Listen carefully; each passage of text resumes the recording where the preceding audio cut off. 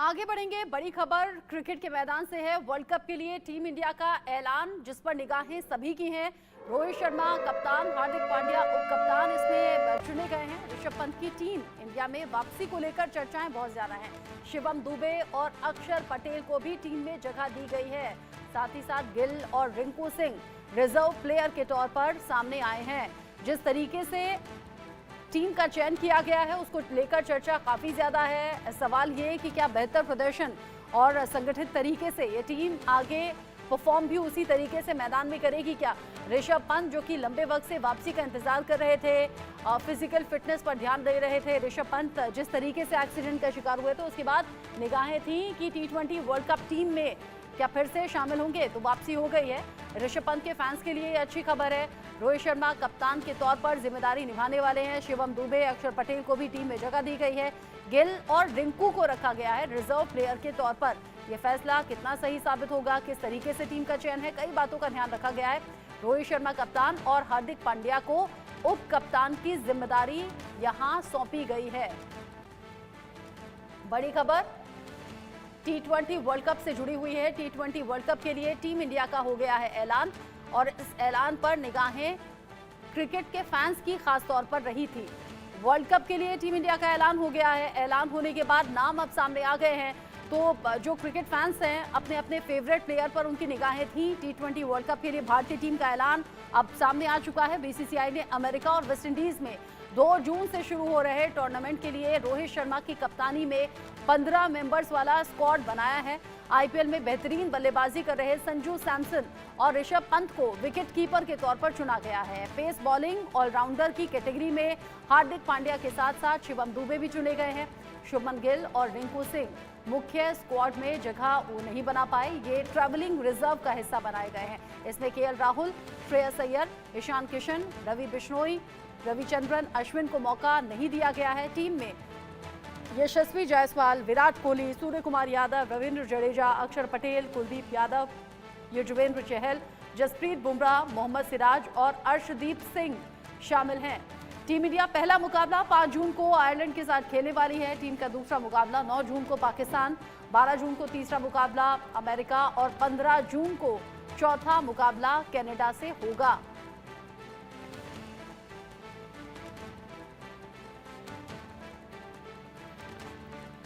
अब T20 के लिए T20 वर्ल्ड कप के लिए टीम इंडिया का ऐलान हो गया है, चयन हो गया है। इन प्लेयर्स पर निगाहें सभी की थी। इस पर बात करने के लिए मनोज जोशी मेरे साथ जुड़ गए हैं स्टूडियो में। साथ ही उनकी भी निगाहें थी कि आखिर कब टीम का ऐलान होगा। तो टीम का ऐलान हो गया है मनोज जी, और एक बार फिर से रोहित शर्मा की कप्तानी में ही टीम परफॉर्म करने के लिए तैयार है।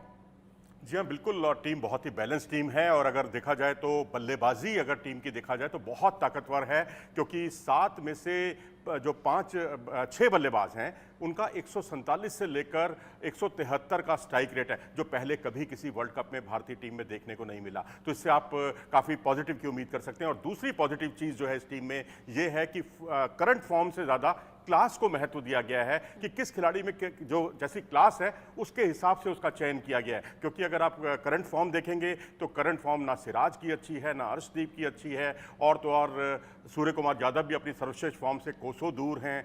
रोहित शर्मा उतने कंसिस्टेंट नहीं हैं, लेकिन इन सभी खिलाड़ियों में क्लास है। तो ये 2 बातें मुझे पॉजिटिव लगी हैं इस टीम में। अच्छा, अभी चूंकि हम हर तरह की खबरें दर्शकों तक पहुंचाते हैं। शाहरुख खान की मैंने खबर पढ़ी और उन्होंने कहा ऋषभ पंत तो मेरे बेटे जैसे हैं। ऋषभ पंत की जब वापसी हुई है, ऋषभ पंत के खास तौर पर जो फैंस थे इंतजार कर रहे थे उनके बड़े तौर पर कमबैक का। ऋषभ पंत जो कि परफॉर्म तो अच्छा करते रहे, लेकिन एक्सीडेंट के बाद कई संशय लोगों के मन में थे कि क्या उस तरीके से वापसी हो पाएगी, क्या उस तरीके से परफॉर्म कर पाएंगे क्या। ये चयन बताता है कि ऋषभ पंत अब फिर से धमाल करने वाले हैं। देखो जी, उनके जज्बे को सलाम करने का मन करता है, क्योंकि वो एक ऐसा खिलाड़ी है जो अपने दम पर मैच का नक्शा पलट सकता है, और वो काम उन्होंने कई बार अंतर्राष्ट्रीय क्रिकेट में किया है। और आईपीएल की मौजूदा फॉर्म अगर आप देखेंगे, क्योंकि उनके लिए फॉर्म इसलिए भी महत्वपूर्ण थी क्योंकि लंबे समय से वो बाहर थे। एक एक्सीडेंट दुर्घटना की वजह से वो काफ़ी समय तक क्रिकेट से भी दूर रहे थे।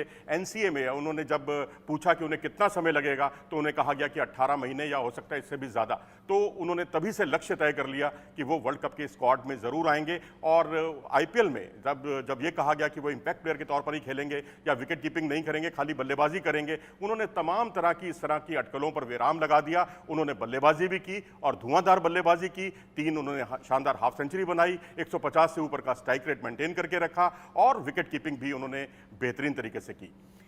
जिस तरीके से अब तक की परफॉर्मेंस रही है, उम्मीदें और ज्यादा बढ़ जाती हैं। रिजर्व प्लेयर्स को लेकर आप क्या कहेंगे? गिल और रिंकू सिंह रिजर्व प्लेयर के तौर पर ही रखे जाने चाहिए थे या फिर इसमें किसी और तरह की उम्मीद आपको थी? देखिए, थोड़ी देर पहले हमने पॉजिटिव्स की बात की है भारतीय टीम के, लेकिन नेगेटिव्स की अगर बात करें, नकारात्मक चीज़ों की बात करें, तो रिंकू सिंह का ना चुनना सबसे बड़ा नकारात्मक पक्ष रहा है इस टीम का, क्योंकि वो पिछले 2 साल से स्कीम ऑफ थिंग्स में थे भारतीय टीम की। अगर आप पिछले 2 साल में अगर आप उनका परफॉर्मेंस देखेंगे, खासकर डेथ ओवर की जो उनकी बल्लेबाजी है, पावर हिटिंग है, उसको देखेंगे तो उन्होंने जो है 236 के स्ट्राइक रेट से रन बनाए हैं 17वें से 20वें ओवर के बीच में। तो ये दर्शाता है कि ये खिलाड़ी जो है पावर हिटर जो रिंकू सिंह हैं, उनके जैसा भारतीय टीम में कोई नहीं है। जब सवाल है कि जब कोई नहीं है तो फिर उनको टीम में क्यों नहीं रखा गया? शायद इसलिए कि शिवम वर्मा जो है स्ट्रोक्स खेल रहे हैं, बड़े बड़े स्ट्रोक्स खेल रहे हैं, लेकिन वो भैया नंबर 4 पर बल्लेबाजी कर रहे हैं। नंबर 4 पर उनको T20 वर्ल्ड कप में नंबर 4 पर जगह मिलने वाली नहीं है। वो खेलेंगे तो नंबर 6 पे खेलेंगे, क्योंकि नंबर 4 पर हमारे पास दुनिया का नंबर 1 बल्लेबाज सूर्य कुमार यादव मौजूद है, वो नंबर 4 पर खेलेंगे। ये नंबर 6 या नंबर 7 पर ही, और वो भी तब जबकि हार्दिक पांड्या उपलब्ध नहीं होंगे या इंजरी प्रोन उनका शरीर है, अगर वो आउट हो जाते हैं तभी शिवम दुबे को टीम में जगह मिल सकती है। और शिवम दुबे का जो आखिरी ओवरों का या जो 6ठे और 7वें नंबर का जो स्ट्राइक रेट है, बहुत ही डराने वाला है। एक मौके पर उन्होंने 6ठे नंबर पर जो है 104 का उनका स्ट्राइक रेट है कुल मिलाकर, और नंबर 7 पर उनका स्ट्राइक रेट 111 का है, जो आज के आधुनिक क्रिकेट के परिवेश में कहीं मेल नहीं खाता। तो शिवम दुबे को एक कवर के तौर पर टीम में शामिल किया गया है, और वो भी हार्दिक पांड्या का। तो उनकी जगह पर अगर रिंकू सिंह को टीम में शामिल किया जाता तो कहाँ 110 का स्ट्राइक रेट, 111 का स्ट्राइक रेट और कहाँ 237 का स्ट्राइक रेट पावर प्ले में, क्षमा कीजिएगा डेथ ओवर्स में। मैं समझता हूँ बहुत ज़मीन आसमान का अंतर है। ये बहुत बड़ी भूल हुई है, मैं कहूँगा सिलेक्टर से। ये वो खिलाड़ी है रिंकू सिंह जिसने ऑस्ट्रेलिया के खिलाफ 9 गेंदों पर 31 रन की ये पारी खेलता है। यही खिलाड़ी इसी आईपीएल में 6 गेंदों पर 26 रन की पारी खेलता है। आखिर आधार क्या है इस बात का उनको बाहर करने का? मेरी तो समझ से बिल्कुल परे है। देखिए, चूंकि आप स्पोर्ट्स एडिटर भी हैं और आप खुलकर अपनी राय रख रहे हैं, जो कि अप्रिशिएबल भी है। जो पॉजिटिव है वो पॉजिटिव बताना है, जहां खामी रह गई है जो, या फिर जो आम व्यूअर के लिहाज से या फिर क्रिकेट फैंस के लिहाज से ठीक नहीं है, वो भी आप खुलकर बात कर रहे हैं। अच्छा, रोहित शर्मा कप्तान और उप कप्तान हार्दिक पांड्या, इतना तो मुझे लगता है कि किसी ने भी अनुमान लगाया, लेकिन बाकी जो प्लेयर्स का चुनाव किया गया है उसमें किसको ज्यादा मौका दे दिया गया, किस पर ज्यादा भरोसा कर लिया गया जरूरत से ज्यादा, और कौन था जिसे अंडर एस्टिमेट कर दिया गया रिंकू सिंह के साथ साथ? देखिए, अभी आपने शुरू में रोहित शर्मा और हार्दिक पांड्या की बात की, कप्तान और उप कप्तान की बात की। कप्तान के तौर पर रोहित शर्मा, उन्होंने बहुत भारत को बायलैटरल सीरीज जिताई हैं, बस एक आईसीसी ट्रॉफी की दरकार है भारत को। और रही बात हार्दिक पांड्या की, मैं कतई सहमत नहीं हूं कि उनको आप उप कप्तान के तौर पर टीम में शामिल करते, क्योंकि एक उप कप्तान का मतलब और कप्तान का मतलब ये होता है कि वो कम से कम सारे मैच खेले, आपका शरीर इंजरी प्रोन ना हो। लेकिन हार्दिक पांड्या को हमने 2021 में देखा, उन्होंने बॉलिंग ही नहीं की। बॉलिंग की तो बहुत ही छुटपुट तरीके से कुछ एक ओवर किए, क्योंकि उनके लोअर बैक की समस्या आ गई थी उनके साथ। फिर उसके बाद 2023 का जो ओडीआई का वर्ल्ड कप था, उसमें देखें आप, बांग्लादेश के खिलाफ फील्डिंग करते हुए उनको इंजरी की शिकायत हुई और वो पूरे टूर्नामेंट से रुखसत हो गए थे, बाहर हो गए थे। तो ऐसी स्थिति में जो खिलाड़ी इंजरी प्रोन शरीर हो और तमाम बड़े टूर्नामेंट्स में पूरे मैच ना खेल पाता हो, उसको उप कप्तानी की जिम्मेदारी सौंपना मेरे ख्याल से न्याय संगत नहीं है। इसमें ऋषभ पंत को अगर उप कप्तानी सौंपी जाती तो मेरे ख्याल से बेहतर रहता, और ये एक आलोचना का एक बड़ा पहलू है। जी, मैं ये पूछने भी वाली थी कि हार्दिक पांड्या को अगर उप कप्तान के तौर पर आप नहीं देख रहे हैं तो फिर वहां किसका नाम है? यहाँ आपने ऋषभ पंत का नाम ले लिया। ऋषभ पंत जिन्होंने, आपने कहा कि उम्मीद से बेहतर उन्होंने रिकवरी दिखाई और फिर उस अपनी विल पावर को स्ट्रॉन्ग करते हुए उन्होंने क्रिकेट के मैदान पर वापसी की। और अब क्रिकेट फैंस, खासतौर से ऋषभ पंत के जो फैंस थे, उनकी उम्मीदों को उन्होंने बिल्कुल भी ऐसा नहीं है कि जाने दिया, बल्कि उम्मीदों पर खरा उतरने की कोशिश की, उतर भी रहे हैं। अब टीम पर आ जाते हैं। टीम में कौन कौन से वो चेहरे हैं जिन्होंने आपको चौंका दिया, जो आपको लग रहा है कि नहीं होने चाहिए थे यहाँ पर? देखिए, मेरे ख्याल से जो टीम का है कंपोजिशन देखें तो फास्ट बॉलिंग भी एक सवालों के घेरे में है। आपके पास 3 फास्ट बॉलर आपने चुने हैं। जसप्रीत बुमराह जो पिछली बार नहीं थे पिछले वर्ल्ड कप में, उनका आना टीम में बहुत उपयोगी साबित हो सकता है, एसेट साबित हो सकता है, तुरूप का पत्ता साबित हो सकता है। लेकिन उनके साथ में आपने मोहम्मद सिराज को चुना, ठीक है भाई, आपके पास विकल्पों की कमी है। आपने अर्शदीप को चुना जो पिछली बार भी मौजूद थे, यही एक फास्ट बॉलर था जो पिछली बार भी गेंदबाजी करता हुआ दिखा था। लेकिन इसके बाद जो चौथा तेज गेंदबाज है वो हमारे पास एक ऑलराउंडर है और वो है हार्दिक पांड्या। उनकी किस तरह से धुनाई हो रही है, किस तरह से उनके रनों पर गेंदबाजी पर रन बन रहे हैं, वो किसी से छुपा नहीं है। लेकिन अगर आप साइमल्टेनियसली जिन टीमों से हमारा मुकाबला होना है इस वर्ल्ड कप में या प्लेऑफ के बाद के मुकाबलों में, उन टीमों का अगर आप आकलन देखेंगे, आज थोड़ी देर पहले ही ऑस्ट्रेलिया की टीम घोषित हुई है जिसमें 4 फास्ट बॉलर हैं और 3 फास्ट बॉलिंग ऑलराउंडर हैं, जबकि आपके पास 3 जमा 1 है। मतलब आपके पास 3 विशुद्ध रूप से तेज गेंदबाज हैं और 1 फास्ट बॉलिंग ऑलराउंडर है। इसी तरह से अगर आप न्यूजीलैंड को देखेंगे, उन्होंने भी 4 फास्ट बॉलर और 2 ऑलराउंडर फास्ट बॉलिंग ऑलराउंडर रखे हैं। ऐसे ही इंग्लैंड को देखेंगे, उन्होंने भी 4 फास्ट बॉलर रखे हैं और 2 जो हैं उनके पास फास्ट बॉलिंग ऑलराउंडर हैं। तो साउथ अफ्रीका को देखें तो उन्होंने भी 4 फास्ट बॉलर रखे हैं और 2 उनके पास फास्ट बॉलिंग ऑलराउंडर हैं। लेकिन भारतीय टीम के पास जो है एक मुझे लगता है तेज गेंदबाज कम है, और क्योंकि शमी मौजूद नहीं है। शमी होते तो मैं समझता कि जिस तरह से उन्होंने वर्ल्ड कप में, ओडीआई वर्ल्ड कप में कमाल का प्रदर्शन किया था, 2 मैच कम खेलते हुए भी उन्होंने सबसे ज़्यादा विकेट चटकाए थे। तो मुझे लगता है कि यहाँ शमी नहीं है, इंजर्ड हैं, तो यहाँ किसी दूसरे तेज गेंदबाज को टीम में शामिल करना चाहिए था। चाहे वो खलील होते, खलील को आपने एक्स्ट्राज में रखा है, स्टैंड बाई में रखा है, वो मुख्य टीम में होने चाहिए थे। उनका प्रदर्शन बहुत अच्छा है, बाएं हाथ के तेज गेंदबाज हैं, एक बाएं हाथ का तेज गेंदबाज का विकल्प मुहैया कराते हैं। उसके अलावा जो है मैं समझता हूँ कि अगर 4 फास्ट बॉलर होते तो आपके पास ज़्यादा विकल्प होते और किसी भी खिलाड़ी के इंजर्ड होने की जो संभावना होती है वो तेज गेंदबाज की सबसे अधिक होती है।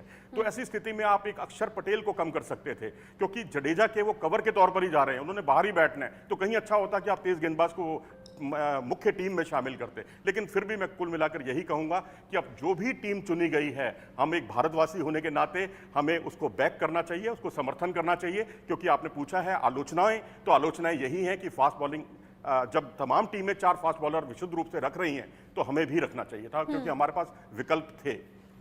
अच्छा, कॉम्पिटिटिव टीम कौन कौन सी है ये मैं आपसे सवाल करती, लेकिन आपने ऑलरेडी बताया कि भाई फला टीम में क्या क्या तैयारियां हैं और उनके मुकाबले हम कहाँ टिकते हैं, कहाँ स्टैंड करते हुए नजर आते हैं। अच्छा मनोज जी, चूंकि जब जब टीम का सिलेक्शन होता है किसी भी बड़े मुकाबले के लिए, तो हर बात का ध्यान रखा जाता है, उसे आप बारीक तौर पर समझा पाएंगे कि छोटा पहलू दर्शकों के सामने रख पाएंगे। जितना मैं समझती हूँ भाई, आपके पास अच्छे बैटर होने चाहिए, साथ ही आपके पास अच्छे गेंदबाज होने चाहिए, आपके पास अच्छी फील्डिंग होनी चाहिए, विकेट कीपिंग होनी चाहिए। यहाँ जो टीम का चयन है, उन सभी बातों का अच्छा बैलेंस क्या आपको नजर आता है? देखिए, फिर हम पॉजिटिव्स पर आ गए हैं। अच्छा बैलेंस तो यही है कि हमारी बल्लेबाजी बहुत स्ट्रांग है और अगर सभी खिलाड़ी अपनी क्षमताओं के अनुकूल प्रदर्शन करते हैं तो क्षमताओं की कमी किसी भी खिलाड़ी में नहीं है जो भी चुने गए हैं। मैं ये नहीं कहूँगा कि जिनका चयन किया गया उस पर चयन पर कोई सवालिया निशान है। हम सिर्फ ये बात जोड़ रहे हैं कि एक तेज़ गेंदबाज अतिरिक्त होना चाहिए था। रिंकू सिंह जो आखिरी ओवरों के फनकार माने जाते हैं, 236 की स्ट्राइक रेट से पिछले 2 साल से लगातार रन बना रहे हैं, स्कीम ऑफ थिंग्स में हैं, उनको टीम में ना चयन करके कई तरह के सवाल खड़े किए हैं। लेकिन रही बात पॉजिटिव की, तो ये पिछले कई वर्षों की पहली ऐसी टीम मैं देख रहा हूं जिसका स्ट्राइक रेट बहुत ऊपर है। रोहित शर्मा जो 120 से 130 के स्ट्राइक रेट से रन बनाते थे, वो अब 161 के स्ट्राइक रेट से रन बना रहे हैं। विराट कोहली की स्ट्राइक रेट पर अक्सर सवालिया निशान लगता था, लेकिन विराट कोहली ने अब 148 से 147 की स्ट्राइक रेट से निरंतर रन बना रहे हैं और कुछ एक मैचों में तो उन्होंने बहुत ही कमाल का प्रदर्शन किया है। तो उनका अगर आप पावर प्ले का स्कोर देखेंगे, पावर प्ले में उन्होंने बहुत ही उम्दा 161 के स्ट्राइक रेट से वो खेले हैं। लेकिन अब सवाल यही उठता है कि यशस्वी या विराट, क्योंकि प्लेइंग 11 में यही 2 विकल्प हैं जो रोहित शर्मा के जोड़ीदार बन सकते हैं। लेकिन अभी क्योंकि यशस्वी जायसवाल पहली गेंद से हिट करते हैं, उनका माइंडसेट जो है बिल्कुल T20 वाला माइंडसेट है, तो मुझे लगता है कि नंबर 3 पर ही विराट कोहली अपनी परंपरागत जगह पर खेलते हुए दिखाई देंगे।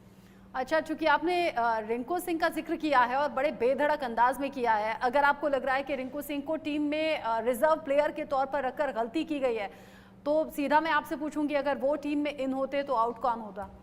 बिल्कुल निश्चित तौर पर अक्षर पटेल, क्योंकि अक्षर पटेल की टीम में जगह नहीं बन रही। अगर अक्षर पटेल को आपको रखना है प्लेइंग 11 में तो रविंद्र जडेजा की टीम में जगह नहीं बनती, क्योंकि ये T20 क्रिकेट है और T20 क्रिकेट में ठीक है जडेजा फील्डिंग बहुत आउटस्टैंडिंग करते हैं और बॉलिंग उनकी बहुत दमदार है, लेकिन बल्लेबाजी में वो जूझ रहे हैं। तो वहाँ टीम को चयन करना है या तो अक्षर पटेल को या जडेजा को। मैं समझता हूँ जडेजा के साथ ही जाएंगे क्योंकि उनके पास बहुत लंबा तजुर्बा है। तो ऐसी स्थिति में अक्षर पटेल की जगह रिंकू सिंह टीम में होते या उनकी जगह पर कोई फास्ट बॉलर को शामिल किया जाता तो भी स्थिति समझ में आती। लेकिन यहाँ पर जितने भी आपने रखे हैं प्लेयर, सभी कवर वाले प्लेयर रखे हैं, क्योंकि आपने जसविंदर चहल का चयन किया, बहुत अच्छा चयन है। लेकिन क्या आपको लगता है कि कुलदीप यादव और चहल को आप एक साथ खिला पाएंगे? मुझे तो कम से कम नहीं लगता, क्योंकि आपकी टेल बहुत लंबी हो जाएगी। आपको ऑलराउंडर्स चाहिए होंगे, तो आप वहाँ पर अक्षर पटेल या जडेजा के साथ ही दोनों में से किसी एक के साथ जा सकते हैं। तो मुझे यही लगता है कि जितने प्लेयर्स रखे गए हैं, कोशिश यही है टीम के चयन में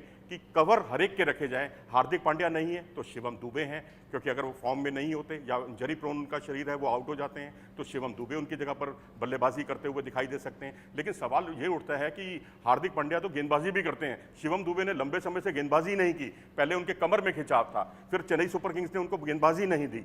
तो मुझे लगता है कि अब वर्ल्ड कप से पहले अब उनको नेट्स पर रेगुलर जो है बॉलिंग उनसे करानी चाहिए, ताकि वो हार्दिक पांड्या का एक मजबूत विकल्प बनकर उभर कर सामने आए। तो आपने बहुत ही अच्छे तरीके से बता दिया टीम के चयन को लेकर अब क्या सोच है और अब क्रिकेट फैंस किस तरीके की उम्मीद लगाए बैठे थे। हालांकि पॉजिटिव नेगेटिव दोनों ही पहलू हैं।